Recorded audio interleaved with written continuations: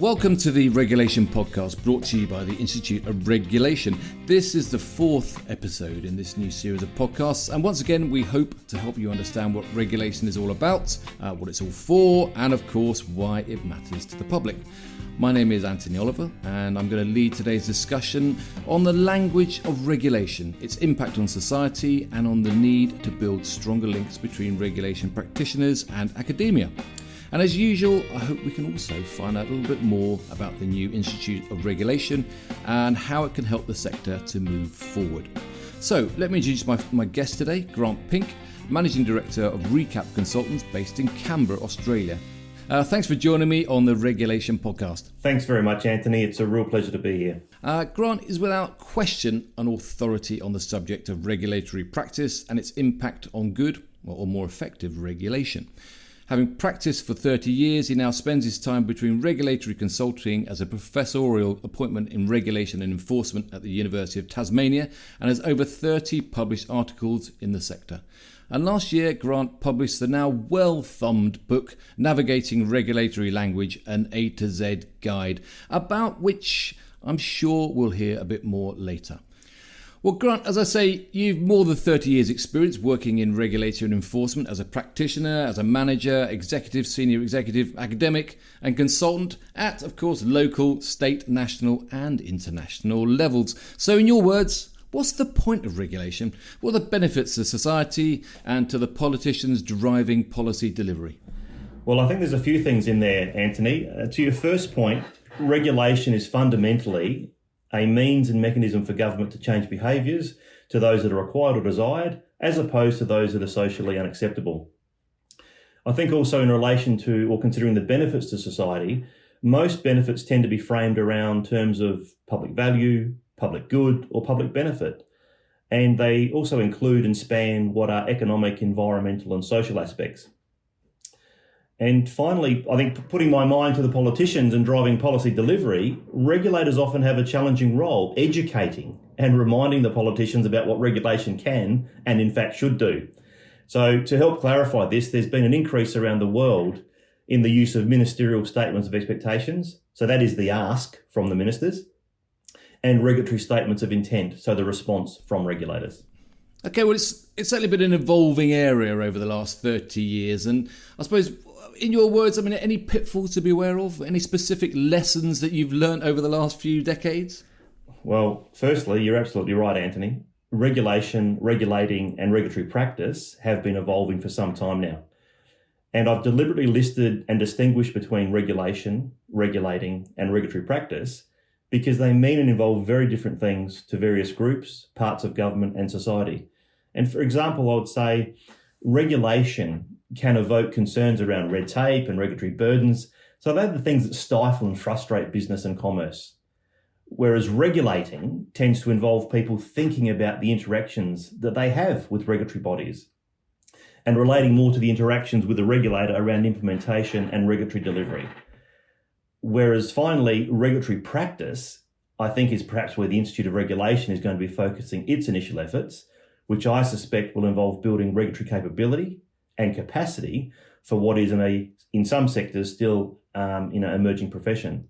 And I think I would also say in terms of the lessons learned, I think over the last 30 years we've seen a move from command and control and prescriptive regulation, which had connotations of policing and, or if you like, clipboard and checklist carrying inspectors who were just out to find breaches and penalise regulated entities, to now contemporary regulation and regulatory practices that are much more nuanced. They involve closer working relationships with, and in some instances even involve partnering with regulated entities, industries and peak industry bodies.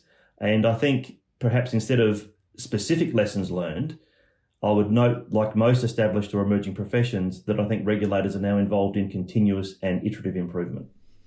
Okay, it is, as you say, a fascinating, incredibly complex area, but certainly one which I know that the Institute of Regulation is going to be very well placed to try to help with. I mean, but you're obviously speaking to us from Canberra. You have got specific lessons from Australia, and your last role was the Centre of Leadership and Learning with the Australian Public Services Commission. Essentially there you were trying to upskill public sector their regulatory function. When you were doing that, what were the challenges there? Did you succeed? Well, success has many fathers and it's failure that's an orphan. But yes, you're correct. That was my last posting. And I think for context for the listeners, like most Westminster systems, the Australian Public Service, like your civil service equivalent, broadly operates across three domains. Those being policy and programmatic. Programmatic often involves or is described as service delivery, and finally regulation. So while the policy and programmatic domains had been mainstream for some time, and most public servants identified with those functions and roles, and perhaps more critically, their senior managers and executives identified with those roles. Whereas conversely, when we looked at regulation, it had not been mainstreamed. It was seen as something that those people into the hall do behind the keypad and secure doors. So there was a lot of misconception, and I think that was due to people often hearing regulation but interpreting it as enforcement. So I think on that point, ironically and somewhat frustratingly, even to this day, we still see public or civil servants in what are clearly regulatory agencies who do not identify as being engaged in or supporting regulatory functions. So whether it was a success, well, we've rolled out some programs. There's several thousand people have undertaken it. I think the uplift about what regulation is and what regulatory practice is has definitely moved on as in heading in a healthy trajectory in Australia. Okay, thanks. I mean, it's very clear, there are some very specific terms and some very specific language. And we're going to talk about your recent book, The Language of Regulations. So it's clearly getting that language and getting those terminologies and getting those job roles really clear is very important. But just to tee that up, and suppose and set the scene, the book is described as a repository of information facilitating greater consistency in the use of regulatory language. I mean, why, given what you've just said, why is that necessary? Well, simply put, I think the book does aim to be or provide a repository for regulatory language, and that's because one didn't exist. And I thought a repository or something like it was necessary because personally I'd read far too many regulatory reports and articles which contained a glossary of terms, usually with 10 to 15 words, terms or phrases. And for me, there were three problems which were generated by this approach. Firstly, there was often an equal number, if not more, acronyms. So we started to chase rabbit down holes from minute one. Secondly, the focus of these words privileged differences across regulatory domains and sectors. And then when combined, these first 2 points introduced greater inconsistency instead of more consistency. So what would happen is regulators would spend an inordinate amount of time discussing and in fact debating how they were special, different and unique. And that wasn't helpful, especially at a time where regulatory agencies are increasingly working together. A greater understanding of each other's roles was necessary, and language was a pathway to that. But I suppose the reality is that most sectors, industries have their own kind of language issues, whether it's engineering, whether it's medicine, that are challenged. I mean, give us an example of the kind of language challenge that you see day in, day out in the regulation sector. Well, I'd start with the two sets of words that are actually on the cover of the book. They were ones which kept coming up time and time again as I have my discussions with regulators and, in fact, was developing the book. So the first set is regulation, compliance and enforcement. Now, there's often confusion and conflation around what these words mean, where they start, where they stop, and where they overlap. So, for example, to talk you through that, regulation can be both a process and an activity. Compliance is both a process and a point in time, and enforcement is both a process and an outcome, but can equally be seen as a tool. The second set on the cover is engage, educate, and enforce. Now, they are all key activities that all regulatory agencies engage into a greater or lesser extent, but they do so in different orders and often with different outcomes being sought. So I firmly believe that perspective and context are critical for regulators. But I suppose hot button words for me, anyone who's heard me speak before will know that I think customer and client are extremely problematic for regulators. For that reason, I prefer the term regulated entity, but I'll self-edit now, Anthony, and I won't go on because otherwise that'll chew up the rest of this time we have today. But in terms of trajectory, I think regulatory posture, regulatory stewardship, and regulatory outcomes are perhaps three concepts or words that are increasingly being discussed, unpacked, and contextualised by regulators presently. Okay, thanks, Grant. And we're going to get into that book and some of the ideas in it a bit later on. But first, let's talk about the Institute of Regulation. I know you've been a great supporter during the foundation of the Institute. I mean, how do you see this new organisation helping the world of regulation? I think, I suppose, in terms of disclosure and context, regulatory networks were the focus of my master's research. And I've also helped establish, maintain and transition regulatory networks in Australia, New Zealand, Europe, and even internationally. So from both a research and lived experience perspective, I'm firmly of the view that the Institute of Regulation will help regulators in a number of key ways. Firstly, via networking. They'll be able to network with each other across what are generic regulatory issues. So think here about the policies and the procedures and recruiting and upskilling staff that all regulators need to do, irrespective of, domain, sector, or jurisdiction. And then the next level of fidelity is around communities of practice. So that's where we get into things which are more about the art than the science. So if you think about the artisan craftsman, you've been trained, you know how to do the job, but how do you do it when it's a tricky job? How do you do it when it's got extra complexity? So, but fundamentally, regulation is hard. Regulation can be a lonely job. You don't tend to get too many awards for being a regulator. So just the fact that it exists, it provides an opportunity and a place for regulators to, convene and discuss and learn from and support each other. Okay, and I know that you talk about this need to build stronger links between regulation practitioners and academia. Why is that so important, and what might IOR's role be in making it happen faster? Well, I think, firstly, practitioners and academics, quite understandably have different roles, and therefore they come to and are drawn to regulatory issues from very different perspectives. So having been a practitioner, they need to and are drawn to the more practical and operational aspects of regulation. So I tend to describe those as regulatory practice and regulatory delivery. Very, very simply put, it's the regulatory do. Regulation is a contact sport, and they're in the game. Whereas academics, conversely, focus more on the regulatory theory. They are distanced from it. They will research it. They'll see it as an experiment. So it's a theoretical concept to a large extent for them.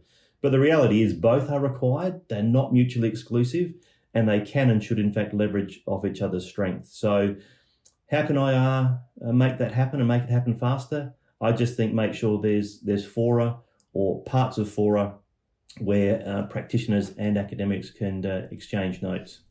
A place where they can play together in safety, I imagine, something like that. Let's talk about the language of regulation. As I say, your latest book, you say it's designed to clarify or narrow issues so that regulators can communicate more effectively and efficiently. Again, why is this needed? And what's the problem today then? Well, if you think about all professions, it's important that they can communicate effectively and efficiently with each other, irrespective of their disciplines. And I think the best example is one that you've already actually touched upon, Anthony, and that's the medical profession. I think medical profession, engineers, lawyers, they're the big three we tend to talk about. But if I focus on the medical profession, if you think about paramedics, nurses, doctors, surgeons, they rely on an ability to communicate clearly, consistently, and effectively across different systems, procedures, and a range of issues. And they do so to advance the health outcomes of the patient. Now, I believe the same should go for regulators. They should be able to, and in fact need to, narrow the issues and communicate more effectively and efficiently.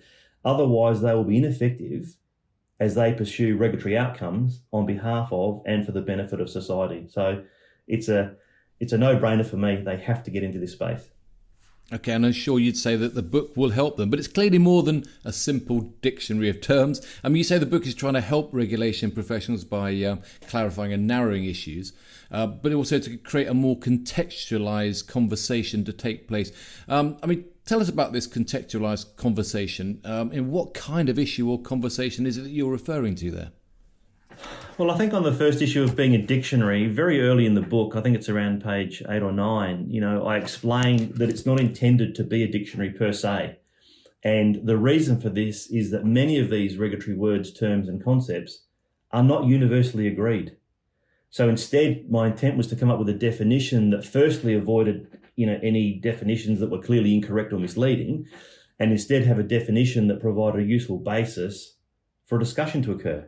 for a discussion to occur amongst regulators, irrespective of their agency, role or function. And then for them to go deeper and have a meaningful and purposive discussion to advance regulatory practice and the regulatory outcomes that they were individually and perhaps collectively, pursuing. Well, let's talk about that phrase, improving regulatory outcomes, because, how do you describe that concept? What for you is an improved regulatory outcome? Well, maybe before we get to improve, I'll go back to regulatory outcome itself. So, a regulatory outcome are those outcomes that a regulator or regulatory agency has been charged with achieving or advancing for the community. So it's really important that regulators can ensure that their regulatory outcomes are clearly defined and achievable. They're also within their regulatory legislative mandate, and they're able to be articulated and justified to regulated entities, co and peer regulators, stakeholders, and the wider community. And to that extent, they need to be aligned with the broader strategic context and the options that are available, for them to implement their regulatory work. So, but in the book, if you've seen it, or those that have seen it, Anthony, there's a description of regulatory outcomes, but at the bottom of it, there's see also in brackets. So there's some other words, terms, and concepts that are cross-referenced. And now, for this example of regulatory outcomes, those other words include annual operational plans, the word operational, regulatory activities, regulatory mandate, regulatory objectives, regulatory strategy, and what is, perhaps strategic and tactical. So all of these words in their own right combine to impact upon regulatory outcomes. So to improve regulatory outcomes, there first of all has to be an understanding of what a regulatory outcome is, and also the various factors that impact upon that. Otherwise, we are shooting in the dark, and regulators will find themselves engaged in a lot of activity, but not a lot of productivity. Okay, so just to finish off with, what do you think are the key future regulatory issues that are likely to appear on the horizon across the UK? Oh, gosh, I'd love to have the crystal ball, but I think the uncertainty and unpredictability of the last 3 years, have taught us all that it's difficult to predict.